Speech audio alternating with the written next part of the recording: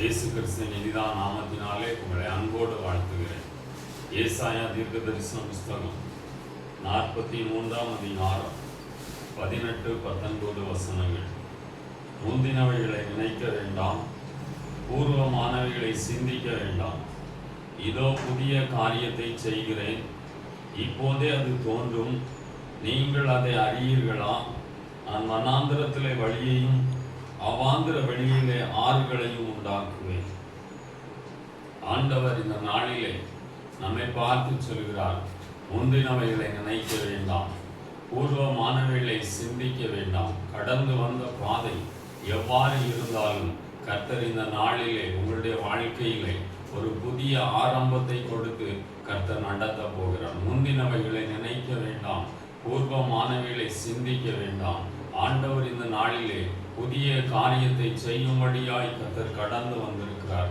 ஆண்டவர் உங்களுடைய வாழ்க்கையிலே அற்புதங்களையும் அடையாளங்களையும் செய்து உங்களை ஆசீர்வதித்து மேன்மைப்படுத்த போகிறார். பிரியமானவர்களே, வேதம் சொல்கிறது, நீங்கள் அதை அறியீர்களா?